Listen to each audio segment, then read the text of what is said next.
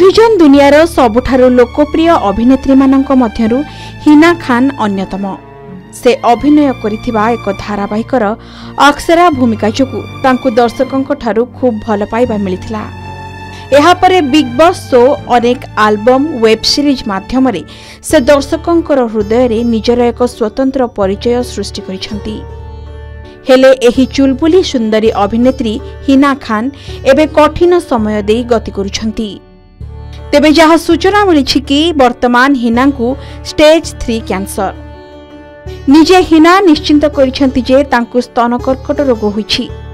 आज एही अभिनेत्री जनक निज इंस्टाग्राम हैंडल रु एनै तांको प्रशंसकों को सूचना दैछंती। से प्रथमे लिखिछंती, समस्तंकु नमस्कार, समस्तंको सह किछि गुरुत्वपूर्ण खबर बांटिबाकु चाहुछि। एहा परे से लिखिछंती से स्टेज 3 स्तन कर्कट रे पीड़ित। एही खबर मिलिबा परे तांको प्रशंसक माने खूब दुख प्रकाश करिबा सहित हिनांक पई प्रार्थना करिसंती। तेबे एहारी भितरे हिना निज पोस्ट रे लिखिसंती कि तांकर चिकित्सा आरंभ होई सारिछि एवं से समस्तंकु आश्वासना देइछंती जे से भल अछंती। हिना आहुरी मध्य उल्लेख करिसंती जे एही रोग सहित लड़िबा पई से शक्तिशाली हेबा सहित पूरा दृढ़ संकल्पबद्ध एवं संपूर्ण प्रतिबद्ध अछंती। से तांको प्रशंसक माननकु तांको पई प्रार्थना करिबा को कहिसंती।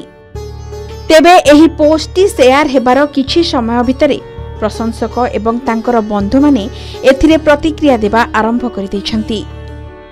अभिनेत्रींकर शीघ्र आरोग्य कामना करिसंती। अभिनेत्री रश्मि देसाई लिखिछंती, तुमे सर्वदा बहुत शक्तिशाली। मु प्रार्थना करुछि यथाशीघ्र आरोग्य हुओ, तुमको बहुत सारा भल पाइबा। सेहिपरि अंकिता लोखंडे मध्य निज मंतव्य दैछंती।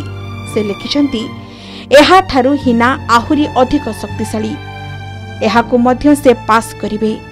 भगवान तुमको आशीर्वाद करंतु। तेबे आमे भी प्रार्थना करिबु खूब शीघ्र हिना सुस्थ होई पुणी निजर अभिनय रे समस्तंकर मन जनंतु। ब्यूरो रिपोर्ट, के न्यूज ओडिशा।